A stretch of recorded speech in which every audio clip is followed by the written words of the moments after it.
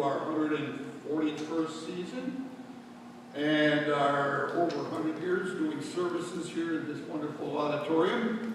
How many of you are here for the first time? Well, welcome.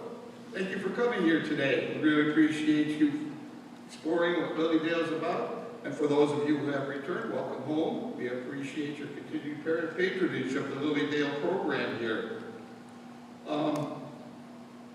If any of you, how you feel here today, social distancing, I just test that term because it seems like a opposite. How can you be social distancing? So if you're distanced, if you feel comfortably distanced, let's put it this way, you can remove your mask during the service, and if you feel comfortable. If you don't feel comfortable, just keep wearing your mask. We have any way you want to feel it, you want to take it off or keep it on. That's your wonderful choice here in the LilyDale platform here, what we're having here today. Now, this is one here that we ask you to comply with, is if you got any of those Twitters, beepers, phones that go beep beep and whatever other kind of noises, we ask that you please turn them off during the service. And I'm sure all those messages will be there when you come back out, because you're going to get messages in here today, it looks like. Okay. All right. We're going to start off with a hymn today. It's one that I think we all know. Don't have to look up at the screen today because it's a simple one. He's got the whole world in his hands. And what we're going to do is going to start off with She's Got the Whole World in Her Hands, and on the last verse, when we repeat it again, it'll be He's Got the Whole World. But again, we got a lot more feminine energy in here, female energy, so let's go with the she's today, okay? You've heard of He's Got the Whole World in His Hands. Well, like I say, we're starting with she's.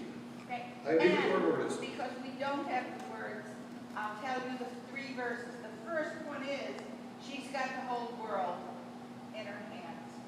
And the second verse, she's got you and me, brother, then she's got you and me, sister. And the third verse, she's got my soul and my body. And then we repeat the first one, and then are we saying he?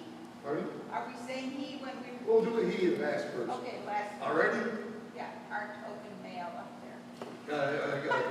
I'm the only one. Oh, no, we got a couple here. We're in pretty good shape. We got a little bit of calling here. Okay. Please stand. And remain standing for the invocation.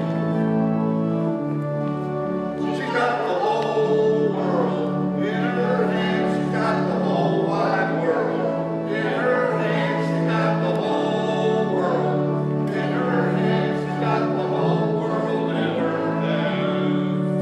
She's got a you and me brother in her hands. She's got you and me sister in her hands. She's got you and me brother in her hands. She's got the whole world in her hands. She's got my soul and my body in her hands. She's got my soul and my body in her hands. She's got my soul and my body in her hands. She's got the whole world in her hands. He's got the whole world in his hands. He's got the whole wide world in his hands. He's got the whole world in his hands. He's got the whole world in his hands. Infinite Spirit of God, Creator, Sustainer, Source of all things good and very good. Truly, we appreciate being here this wonderful day here in LilyDale.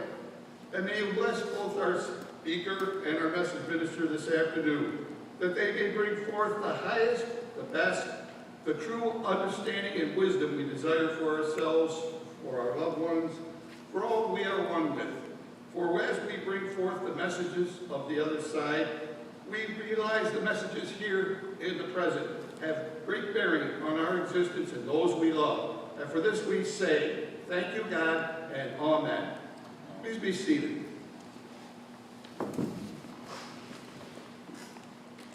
Well, you're going to be stuck with me today. Our speaker, I don't know what happened, but I'm Yes, I'm going to be doing the talk today. And so I'm going to be talking about spiritualism today, what our religion is all about here. One of the wonderful things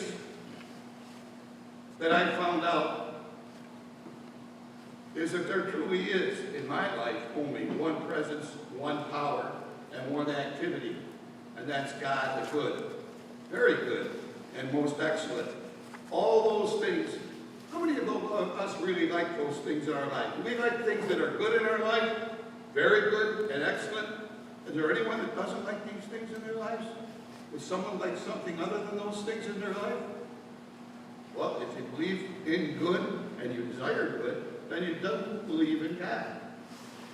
We in spiritualism refer to sometimes as God, sometimes infinite intelligence, which is, I feel, an offspring of God in a certain way. God is, as we are individuals, so is God. We have so many different aspects to our being. We are children of parents. We are parents ourselves. We may be grandparents. We may have a career that we are, and we may call ourselves whatever profession we are.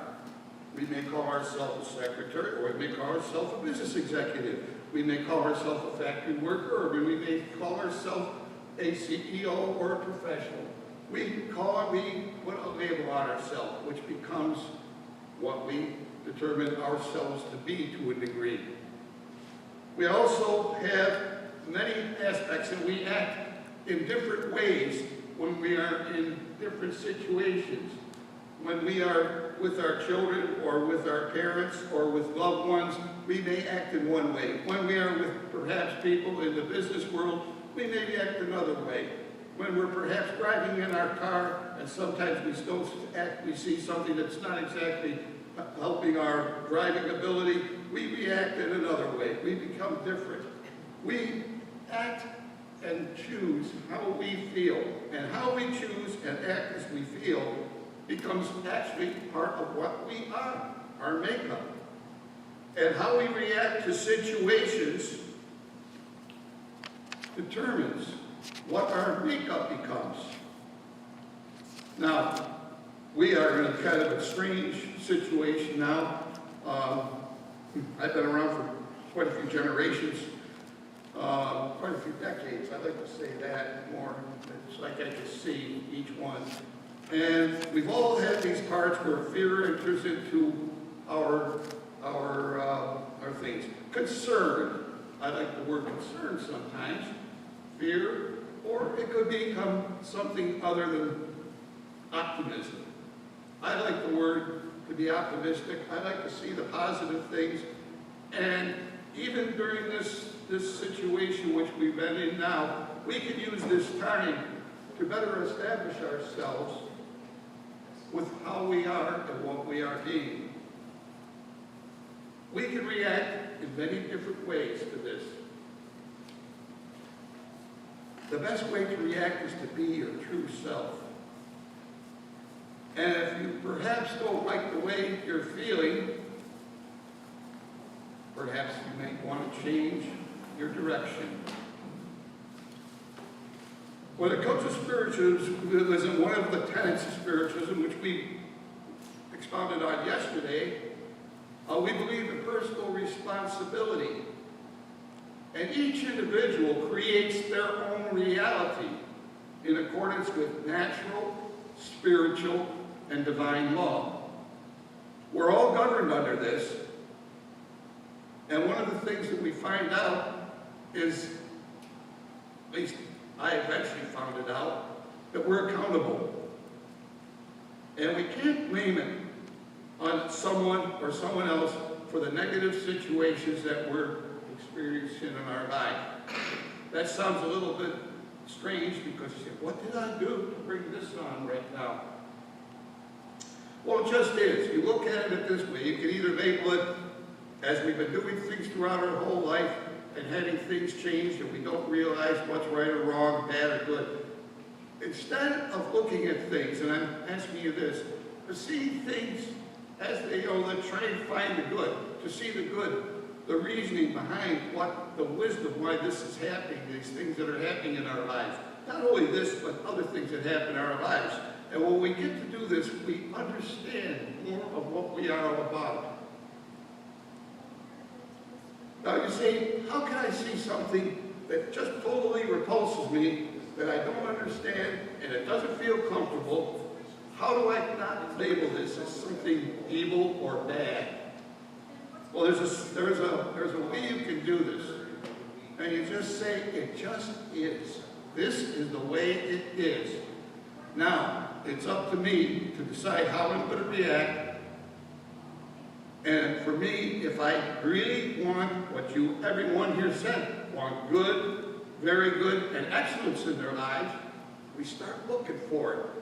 Start going after it. Try to see what's going on. Rather than focus on the negative,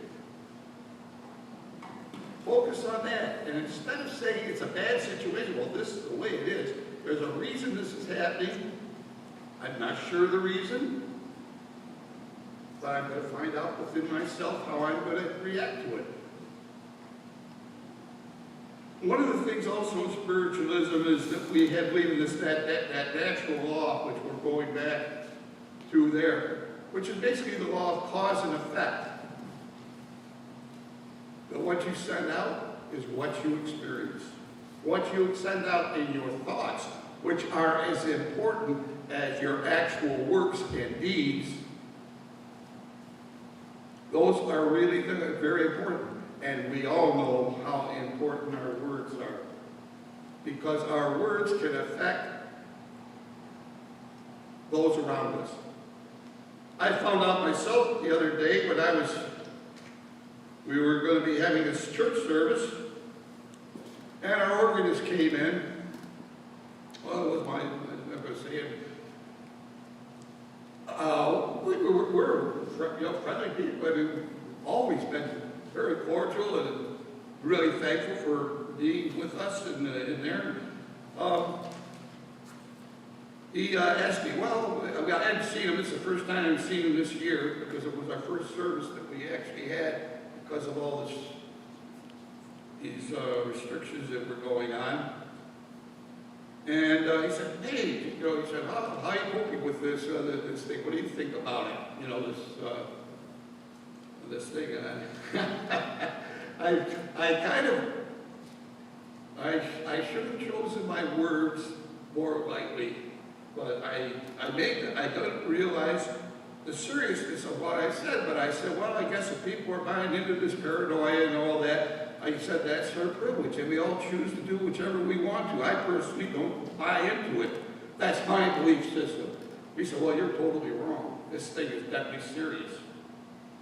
I said, well, if you believe that, that's fine, in other words, and all that. I said, but I feel each individual has a right to look at this thing as they see it, in other words. I mean, either you can become paranoid about it, or there. I personally, like I say, I'm not going to change my lifestyle. I'm going to alter it as little as possible so I can continue on, because it just didn't make sense to me for all this there. This is my opinion. But he got very upset to the point that he stormed out, walked out, and didn't play the organ during the service. My fault. I tried to, apologize. I said, geez, my words offended you. I really didn't do that. But there was no changing it. So I had to look at myself. I could say, oh, well, I'm justified to have my opinion. Well, I could have probably chosen my words a little bit better without going overboard, which I still have a tendency to do sometimes if I feel strongly about a subject. I didn't realize how he was affected by this, and consequently, like I say, I did that. Now, I'm sure we'll make amends somewhere down the line here and all that. I'm going to eat a lot of crow because of what I said. Not that I don't believe it, but it's because I offended somebody, so it was not my place to do that. If I offend you for something I say, I apologize for it to that degree. It's what I'm saying. It's what I believe is within myself.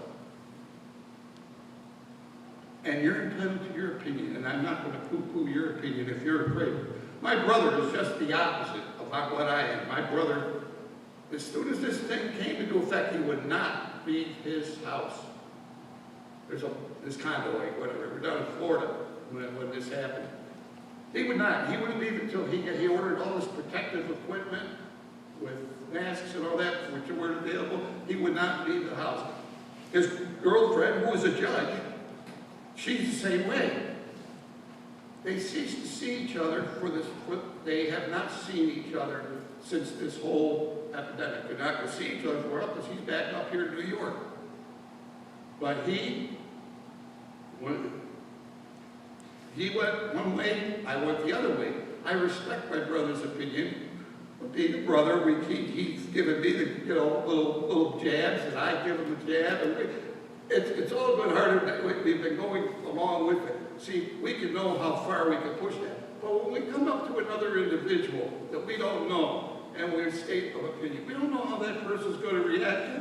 I put my foot in my mouth many a time, and I think some of us have done that too, when we've made a statement to someone that just doesn't seem to ring true with them, but it's what we felt at the time. And we might have been a little glib about what we said, or we weren't as full of care about choosing our words. I know that's me right there. I sometimes fail to see when I'm talking to an individual. I pick up the vibration. I think they're okay, and it's like you don't know. And I've had very good friends of mine, because we've gotten into stated arguments. In other words, I don't like to call them arguments because they're discussions. Again, they have their belief system, I have my belief system, and you look at that at the point of view, the point is acceptance. So when you're accepting something from another individual, that becomes part of your being. I said, well, thank you for your input, and there's some things there, and I listen to it, and it's food for thought. And the other expression, another thing which I found out with myself that really rings true is God always says yes. Now, you ever heard that? There was a book written out by Carol Seekings, I think it was the name. I don't know if you remember, it was an old program back there. She was a minister, a doctor in the Unity Church. And her brother was, I think she was Hollywood, in Hollywood and all that. And she wrote this book, and it was God Always Says Yes. And a lot of us have a hard time, and we say, well, why does God always say yes? God allows us, I really believe, gave us that free will, but we can choose to do whatever we want. Perhaps God doesn't quite approve of some of the things that we do because we don't really approve of them ourselves. Because when you do something to another individual, when you give something, say something, or do something that you wouldn't want to have done to yourself, this is when it ceases to be good. You have actually done it. You've actually done something that was totally against what God believes, because God sees only good. Now, what's the word that God uses when we do something that's totally wrong? Does he say, no, that's wrong? I like the word perhaps, because the things that we supposedly see today that we don't approve of can change. And how many of us at one time or another condemned something and found ourselves actually in the same situation? I remember growing up, back in the 50s and the 60s, divorce was effectively an unheard thing in our neighborhood. People didn't divorce. I mean, people stayed together. It was an entirely different era. And divorce was totally frowned upon. All kinds of things were frowned upon that are now prevalent today. I'm not saying it was a good time, I'm not saying a bad time. It was just a time. And it was a time of testing yourself. We're brought into these things, the conflicts of today which happen, and we make a choice. In other words, how we believe, what we say. Is it right to demonstrate, or is it wrong to demonstrate? When you listen to each side, if you can't find the answer to it, in other words, from what they're doing, or you're in total disagreement, instead of saying, no, this is wrong, you're full of it, and whatever else, perhaps you're right. At this time, I have to look at it, I perhaps just don't see the merit in what's going on. This is what Spirit does when we get messages sometimes. We get sometimes messages that we don't understand or hear. And believe me, I know this for a fact, and it sometimes takes a long time for something to come into effect of there, because I'll hear something that's so contradictory to what I believe or see something, or it can be something so far off the wall that I don't understand what's happening. Yet, my very first message that I got in LilyDale back 30-some years ago, I got this message, and it was told that, I was in a situation at the time, I had a lot of issues going on with myself, I was on a spiritual path, but it was not a fun part of my life, and I got this message, and I was searching, and I've been finding different answers in different places, in different churches, and different spiritual studies, and I was searching, and at that time, she's now departed, but she gave me this message. She said, I know you're going to find your answer.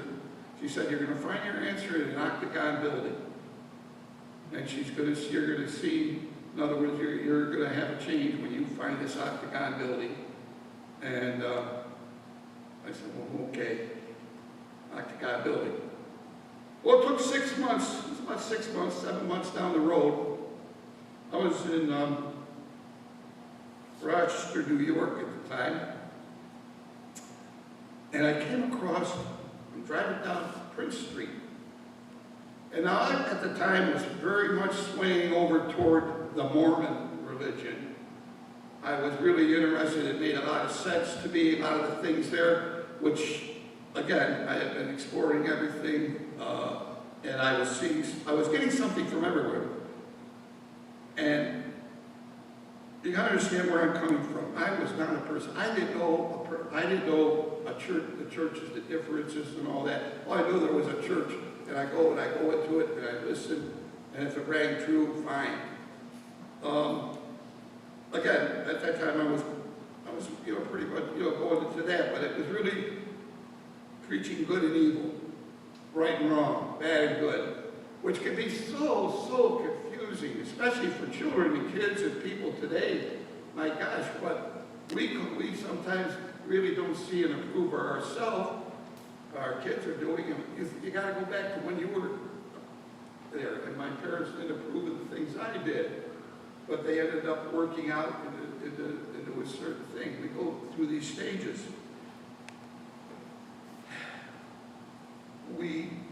I found this place, I saw this church there. One of the things that bothered me about the Mormon church was the patriarchal part of it. There was no, all leadership, everything was in that. But it wasn't one thing that bothered me totally. It was just one of the things I questioned. And I had never in my life met a female minister. I walked in the door, and I asked to see the minister, in other words, at that point, because I wanted to find out what this was. But the first thing I saw when I walked in that door was there was this plaque on the wall. I mean, this big sign that was right at the entryway. It says, there is only one presence, one power, God the good. And like a light bulb went off in my head. And it said, that's the answer. God is all good. And then I met my first female minister, which was really interesting.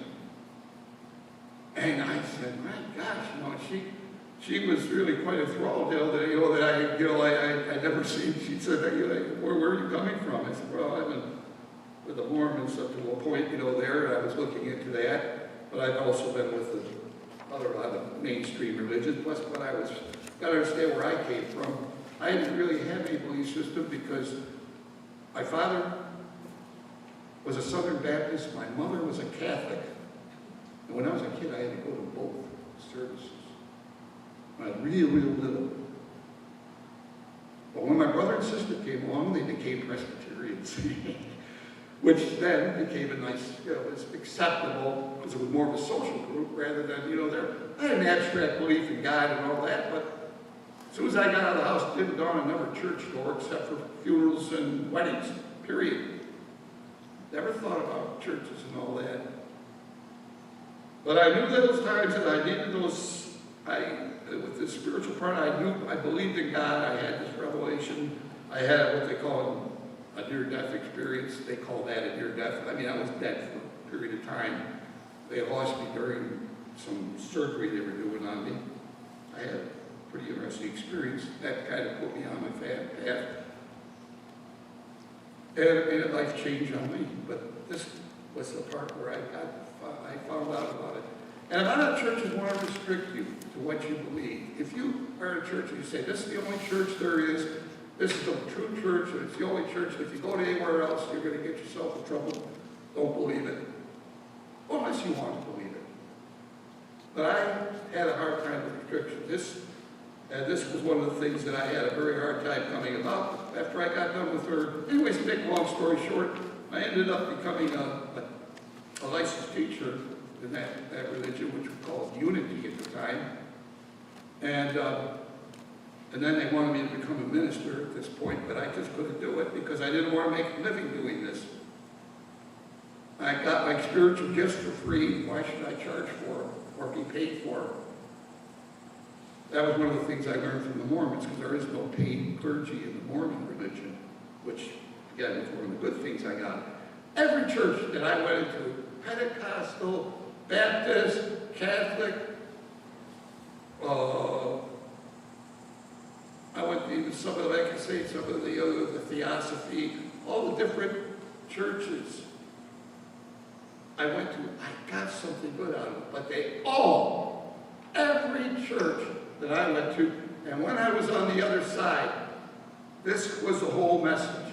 What you send out in your life, in other words, what you send forth in your thoughts, your words, and your acts, that is going to be your life experience. And you are totally accountable. You cannot, and I asked, well, what's truth then? It was one of the things. And truth is simply make no excuse for wrongdoing. You can sit here and we can say, oh, I had a bad childhood. My parents beat me and starved me and everything else. And this is why I am so bitter the way I am. No excuse for acting badly. We have things now where we look at things and we're making it all on medical science. People have these different disorders and things on this order. I look at it in a way, something that's still that personal responsibility that we have. How do you account for it, and why are these things happening in there? I choose not to judge it, because judgment entails making a decision of perhaps seeing something bad or good, or right or wrong. It just is. And when we can accept the things that happen, there is. Do we have control over it? Yes, we have control over ourselves, how we react to it. We have all these little new rules that they put out there for you. As Jesus said, I remember one of the things, and this was one of the things that they ran through there, render unto Caesar the things that are Caesar's. In other words, render unto what the authorities are telling you, and render unto God the things that are God. And God is you. God is God within you. Your spirit, your soul, your life experience, your mind, your body, your soul, your spirit, and your entire being is one with God, if you so choose to go that way, which is the good. So when I got a message, and when I had this experience, like I say, I realized there was just so much more to it. And I say, well, what's this thing with the male and the female? And I mean, for one thing, God is both male and female. God is gender full. Gender full. And the people that quote me that, you know, because if you look at the Bible, it's very, very stated there. But for it seems he, does, she, I even find myself saying God is he sometimes. I cut it out. I just use the word God when God is brought forth. But as God has different characters. God is not only the creator, sustainer, source of all things, God is also Lord or law of our being. That which we send out is what we experience. God is all good though. And the Lord is another aspect of God. It's like, if you're at a job, you don't usually bring your job home with you. In other words, you don't act the same way with your family, your children, the same way as that Lord is. If you're like in law enforcement, that's what the law is. The Lord is kind of the enforcer of the law that brings forth that experience to you. If it's a negative experience that you're doing, that's what's going to happen with you. You're going to be doing it. God doesn't see that part. But God sees the part there called the Lord God, another aspect of God. The Lord of goodness, law of goodness. When you're doing good things, you fall under that law. If you don't fall, you just fall under the law of cause and effect. It's not bad, it's not good. It's you brought it on yourself. You can always change. The door to reformation is always open. And one of the things that we have is, that's one of the tenets of spiritualism. We have that opportunity because we have that within ourselves to reform. In other words, reform our being, reform our thoughts, reform our things. Redo, restore ourselves back to our true initial choice. Now, I'm not saying you have to choose the good. Everyone here seems to say they want to choose the good. But I mean, I didn't give you the choice if anyone wants to see something other than the good in life. If you want to see something other than the good in life, again, it's your choice. It's your choice, but you're going to meet the same consequences. And it's not someone punishing you. It's your choice you made. That if you're going to send negative things to people, you're going to experience negative things in your life. And it's going to continue on. And if you're going to experience, if you're going to do, and the most important vibration of God is love. And that's giving the good that you desire for yourself to others without the thought of the return coming back from that individual or event or person or whatever. Don't look for the return coming back. You give because you love. Because you know that's what you give, that good that you desire for yourself. You give it, and don't look for it to come to you from that object that you're giving. It's nice when it does, and that's what happens when we have a really great, perhaps romance or something on that order. But the moment you start looking for returns, or you start thinking, well, I'm giving too much, and I'm not getting anything in return, it ceases to be love. It becomes bargaining. It's like a business transaction. I'm not getting my money's worth. Love is giving, and trust me, you will receive it back. It may not come back from what you're giving it to, but it will come back, and the longer you wait for it sometimes, it's just like a bank account that you let sit there. Interest draws, and it becomes even better than you could possibly imagine. Because that law of return always works. So that's the good part. The negative part, and I think we've all seen that in our lives, where we cease to do negative things, cease to do things, look at doing something because we get wallowing in this negativity that's happening, and we become one in it, and we become engulfed in it. I choose the love, I choose the good. I always state there's only one presence, one power, God the good. That's my mantra. That's my life. That's my belief. And I really, really hope that you can see and feel the goodness that comes from knowing the good. The good that you desire, not I desire for you, but the good you desire for you in your life. And this I say, in the name of God, the good. Thank you very much.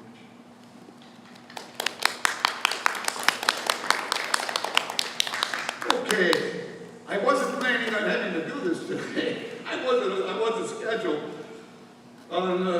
Emmy Chetkins was supposed to be here today, and I was looking forward to her talk today. At this point right here, I'm just going to acknowledge the flowers up here. One here very close to me there, it was actually a cousin by marriage, Stephanie Turacek. She passed this last week in the spirit, and those flowers are from her. And then there's some flowers here from the LilyDale assembly here that were brought up and are put in here. And I think that was the only ones that we had here. But that one there, the flowers there, is for memory of Stephanie. If any of you have anyone you want to remember, you can contact the office to make the necessary arrangements for you, and you can, again, we'll make the announcements for what you would want to for the weeks that they are up here on the podium. We always like flowers because they do make this platform more beautiful. Simple as that. For those of you here, we know, especially you who returned, we are on a very limited program here this year. At 4 o'clock, there will be a message service at Inspiration Stump for you new ones. Please go out there. It's a special place. I'm sure you will understand it. There'll be a message service, and perhaps a good message will come to you there. We also have the LilyDale bookstore and gift shop, which is open. Our cafeteria, which has some pretty good food there, I hear, is open. And also the pagoda, which is run by LilyDale, and all the proceeds go to the maintenance of the grounds here. We really, truly appreciate your patronage of that. We also have the bargain shop at the other end of the store, at the end of the LilyDale, which is open. And the grounds of LilyDale are more than amply open. You can go and come as you feel like all around here. Feel the good vibrations that happen here. I've lived here for I'm losing track how many years, 36 years I guess I've been here. And I love the place. I've been privileged to just be here, that's the way I feel about it. Okay. Before we have our messages, bring forth some nice messages to us, I think it's time for us to stretch our legs, and we're going to do one more song. We did such a good one yesterday, we're going to do that same one again, right? This organist, our wonderful organist, is going to tell you about those words. Okay. It's Joy in My Heart. Again, it's a really familiar tune. There are 3 verses. I have joy, joy, joy, joy down in my heart, all the way through the first verse. Second, I have the peace that passes understanding. That's a tongue twister. And then the third one is a repeat of the first one. That's it. Yeah. Real simple. You'll recognize the tune when it comes up. I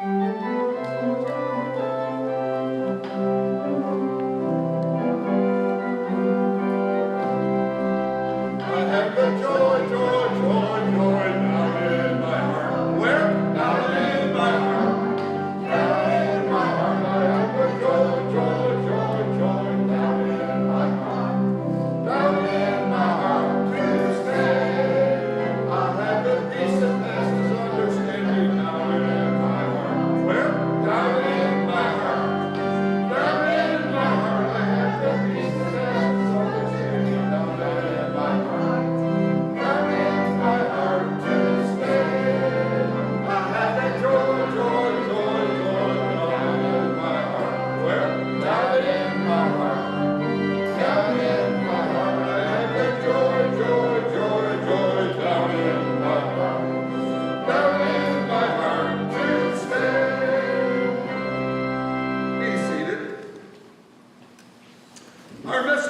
minister this afternoon is the Reverend Christy Sixth.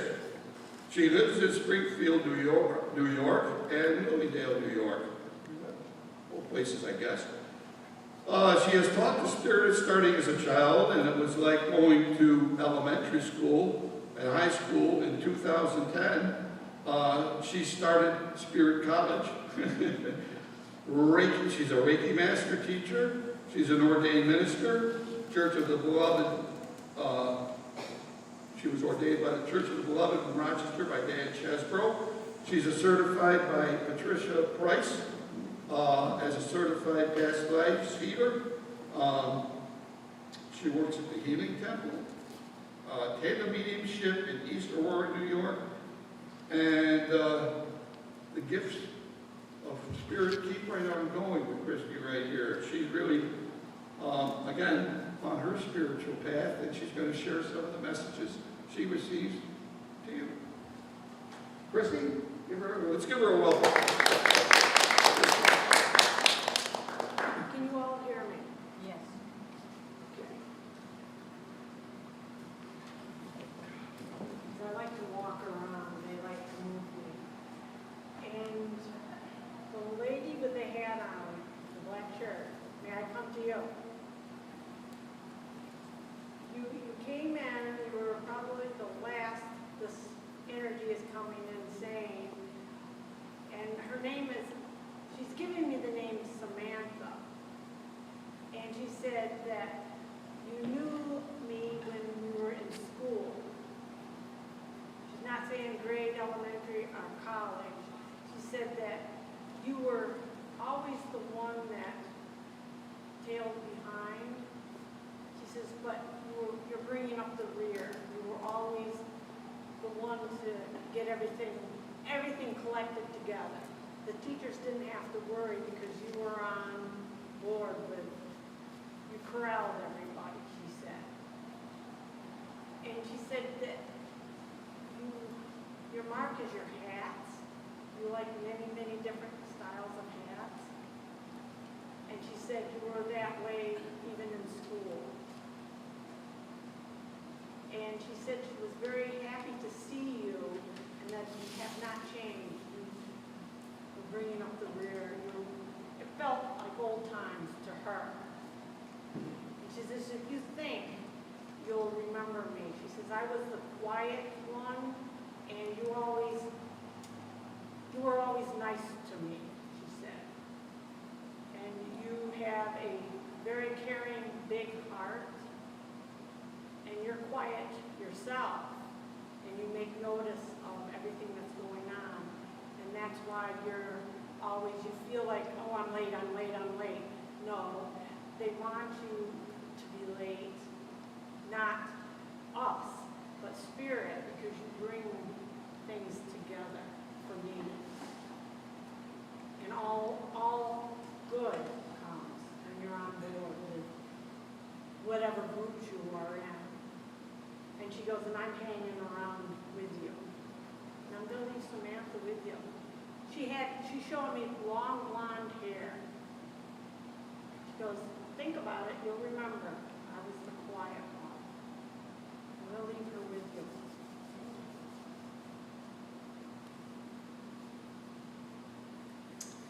The gentleman right here with the glasses, may I come to you? Yes, you may.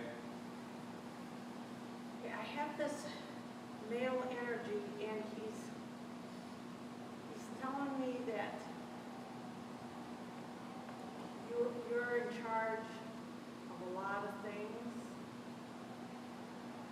and that's good. And he's saying, don't get down on yourself. Now he's stepping in, and he's telling me his name is Jim. And he says, you might remember me. He says, I wore those jeans that were kind of high-waisted, sort of like, and I got picked on a little bit about it. He said, but who cares about that? I felt good in my high-waisted jeans, and he's saying right here they were. And he constantly moved around, and he was a go-getter, and he made sure things were all in order, and he did things for other people out of the kindness of his heart, and he's saying, you are just like that. But you get down on yourself because something is forgotten. He goes, don't do that. He says, it was forgotten for a reason. And he's saying that he's glad that you've taken the reins on being the one to make sure things are clicking right. And he liked to talk with his hands also. And he's making my feet, I want to just constantly go, I want to be over there and back over here. He doesn't sit still. He goes, I didn't then and I'm not now. He says, nothing has changed. I have just moved on. But I'm here now. He goes, don't beat yourself up. He goes, carry on. Good things are coming out of all this turmoil that you feel that you're in. He goes, you're learning. Take that learning experience and using it for your best. The highest, he's going highest and best. He goes, because that's where you're going, higher. The more you take in visually and hearing, he goes, you're like a sponge. Even when you don't think you're listening, he goes, you are. He goes, you dream of things, you're doing things. He says it's because you're repeating. He goes, and that's a good thing. He goes, you're going high. Always remember that. I'm going to leave him with you.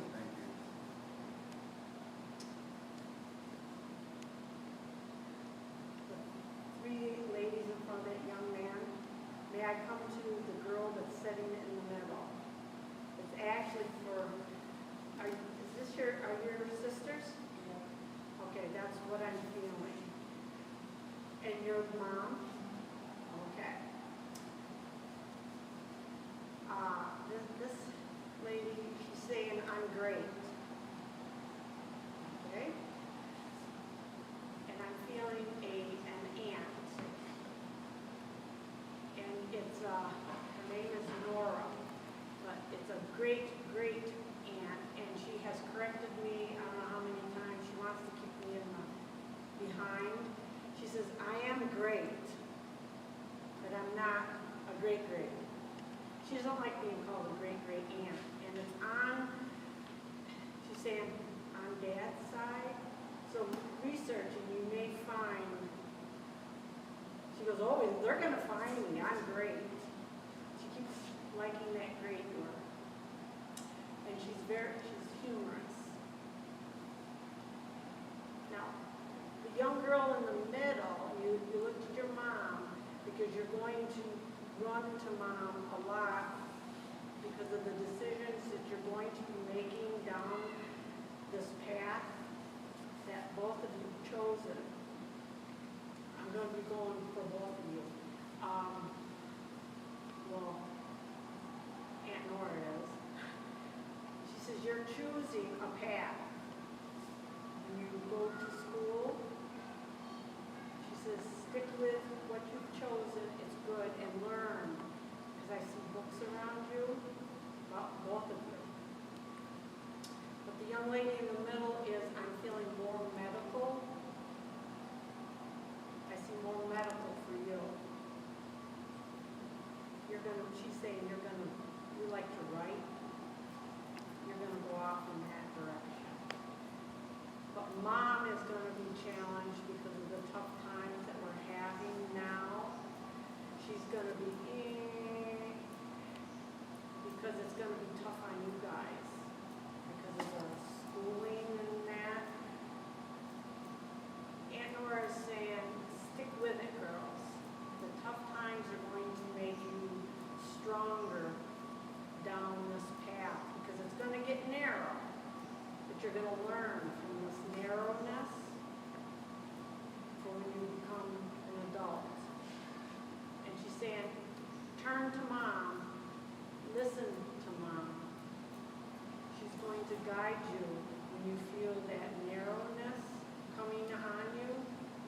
don't be afraid to open up to mom and listen. She says that's the best thing you can do is listen to mom. And she's gonna be giving you some tough love at times, but it's good love. Because you're going to blossom. She's showing me a beautiful flower at the end of this road. You were in medical, and she said, you're going off writing. You're going to be writing, the lady on the end there, you're going to be writing something, books.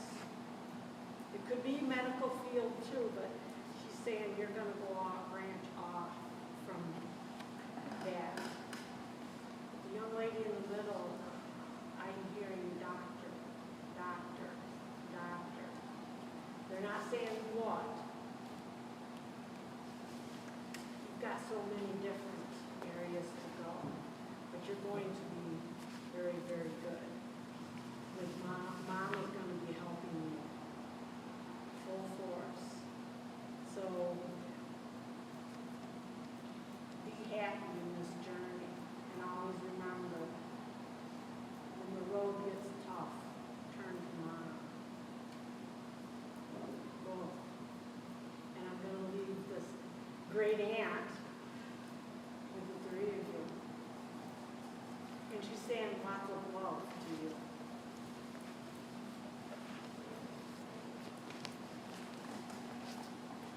Okay. May I come to this gentleman right here? Yes. I have a male energy, and he's given me the name Barry. And he's describing himself, he's standing this way, and he's got a belly. And he always wore a white shirt. I'm feeling uncle, and he says he came dressed, and so did I. And he has black pants on, but he's got a little belly. And I feel something with law with him. He may have had law knowledge. And you're going to be signing some papers. He's saying, make sure you read these papers. You have to read them 3 times. Read them. Just check and double check. Now, is this your wife? No. No? Because he's saying the young lady next to him will help with this checking. And he goes, things will be fine, but you have to read. He's going the fine print. There's something that they're going to miss and you're going to catch. And you may help me. And he's just very pleased, and he goes, happy to see you here and you dressed for the occasion. Because he was very, you got to have the right clothes on. He's that type of generation. And the white shirt. And I'm going to leave this lawyer or you two. Thank you. You're welcome.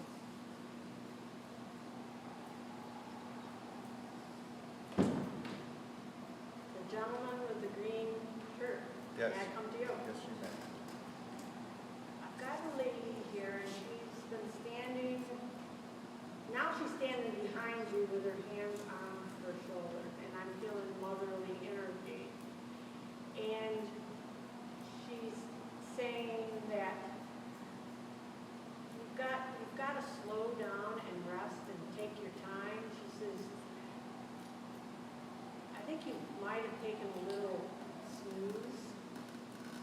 And she's saying this, not me, while you were sitting here. He nodded a little bit. So she's telling you, slow down, take the time for yourself. She notices that you're happy. She's moving towards wife. Is this your wife? No. No? Partner. Okay. Oops. She's saying she's happy about this. very pleased.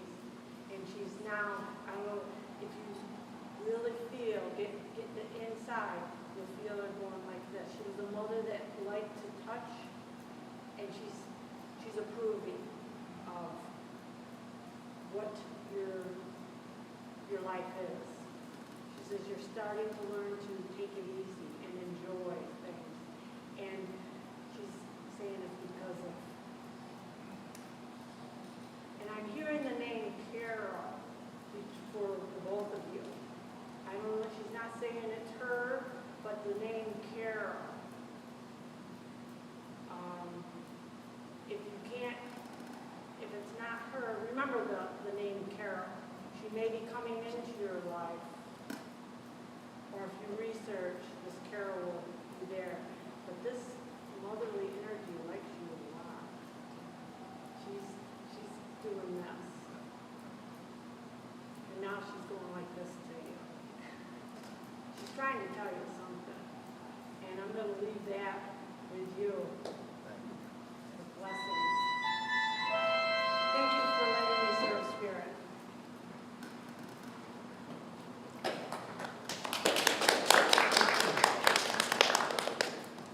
And I want to thank you for being here today. Truly appreciate you coming here, sharing in our service. Before I leave here, or before I go, I want to just make one mention of this auditorium here. Again, a very special place for me. I just feel privileged just to be up here and be able to speak and say what Spirit moves me to say. And I think of all the people that sat there where you're sitting and have received messages, have received words that perhaps resonate through their being, that they feel that come to life somewhere down the line. It may not be today, it may not be tomorrow, maybe not be a month or even a year from now, but believe me, all things have an effect. All cause has an effect. And during this time, like I say, this auditorium here, we have to preserve it. It's a special place. It's been here for over 100 years. People have been coming here, right where you're sitting, where I'm standing. And if you feel some move to give something for the maintenance of this building, for the preservation of this building, it would be really wonderful if you did so. Only if you feel moved, though. You gotta do it from your heart. Don't feel obligated to do it. Because again, this is a very special place.